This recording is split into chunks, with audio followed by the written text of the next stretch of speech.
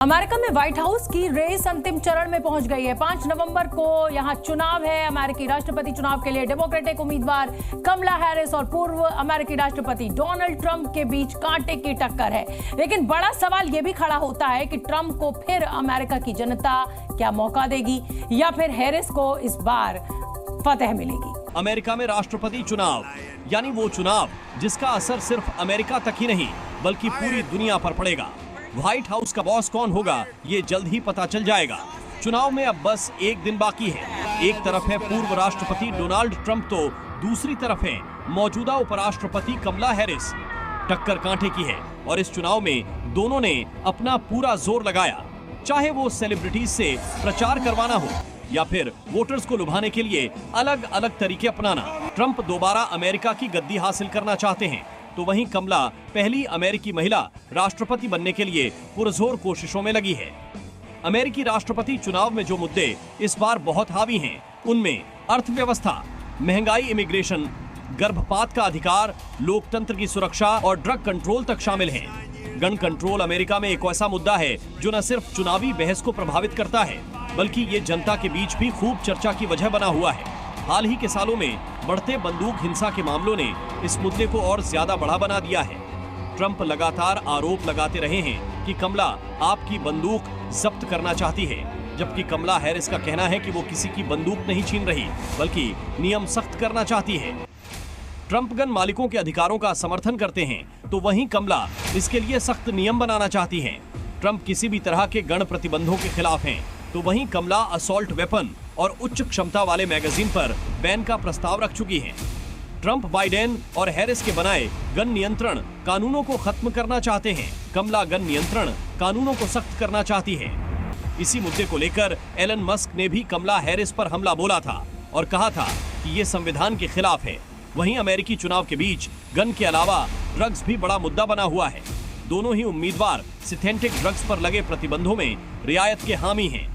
फर्क बस इतना है कि कमला हैरिस चरस को शेड्यूल 1 से निकालकर शेड्यूल 3 में डालना चाहती है, जिससे इसके इस्तेमाल पर सजा को कम किया जा सके। हालांकि कैलिफोर्निया में अटॉर्नी के तौर पर चरस इस्तेमाल करने वालों को सजा दिलाने में कमला के रिकॉर्ड को ट्रंप समर्थकों ने बड़ा मुद्दा बनाया। इसके अलावा इस चुनाव में ट्रंप अपने समर्थन के लिए हाल ही में कचरा पॉलिटिक्स भी करते दिखे, जब वो कचरे का ट्रक चलाते दिखे थे। तो वहीं दूसरी तरफ कमला हैरिस ने ब्लैक वोटर्स से मिलकर उनको लुभाने की कोशिश की।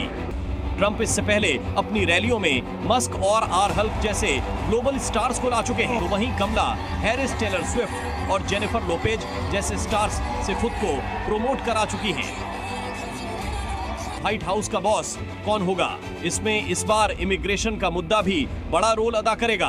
ट्रंप कमला हैरिस पर आरोप लगाते रहे हैं कि अगर वो जीती तो अमेरिका पर प्रवासी हावी हो जाएंगे। इतना ही नहीं, वो हिंदू अमेरिकियों को लुभाने के लिए उनकी रक्षा की बात भी कह चुके हैं। तो वहीं कमला हैरिस, जो बाइडेन ने भी दिवाली पर भव्य सेलिब्रेशन कर भारतीय समुदाय के वोटर्स को साधने की कोशिश की थी। कुल मिलाकर इस बार टक्कर खड़ी है। ट्रंप चुनाव से ऐन पहले कहते दिख रहे हैं कि अगर वो जीते तो अमेरिका में एक बहुत बड़ी पार्टी होगी। दोनों ही उम्मीदवार दुनिया के सबसे ताकतवर देश में सबसे बड़ा पद पाने के लिए अपना पूरा जोर लगा चुके हैं। अब बारी जनता के फैसले की है। ब्यूरो रिपोर्ट, जी मीडिया। अमेरिका के राष्ट्रपति चुनाव को लेकर हमारे संवाददाता सिद्धांत सिब्बल ने हमें एक रिपोर्ट भेजी है, वो आपको देखनी चाहिए। यूएस में इलेक्शंस होने ही वाले हैं। हमने देखा कि कैसे दो बड़े जो कैंडिडेट्स हैं, कमला हैरिस की बात कर लें या आप बात कर लें डोनाल्ड ट्रंप की, दोनों यही चाहते हैं कि Indian American vote, Hindu vote उन्हें मिले। हमने देखा दिवाली सेलिब्रेशन हुई व्हाइट हाउस में, जहां जो बाइडेन ने कहा कि कमला हैरिस से एक अच्छा एक तरफ से उनका कैरेक्टर है और उनको एक तरफ से इंडिकेशन दिया कि उन्हें वोट मिलना चाहिए। वहीं हमने रिपब्लिकन कैंडिडेट डोनाल्ड ट्रंप को देखा, उनने पोस्ट करा कि कैसे हिंदुओं के खिलाफ अत्याचार हो रहा है बांग्लादेश में, और दोनों का कॉन्टेक्स्ट जो इलेक्शन है उसको लेकर है। कम्युनिटी माइनॉरिटी में ज़रूर है बट इन्फ्लुएंसिंग कम्युनिटी है। टैक्स पेयर जैसे बात करी हमने कि काफ़ी टैक्स भी सबसे ज़्यादा देती हैं, और कहीं ना कहीं जो स्टेट्स हैं, स्विंग स्टेट्स हैं, पेंसिल्वेनिया की बात कर लीजिए या बात कर लीजिए जॉर्जिया की, वहां पे एक इंपॉर्टेंट रोल प्ले कर सकती है, एक महत्वपूर्ण रोल प्ले कर सकती है कि अगला राष्ट्रपति यूनाइटेड स्टेट्स का कौन होगा। सिद्धांत सिब्बल, जी न्यूज के लिए, मैरीलैंड, यूनाइटेड स्टेट्स से।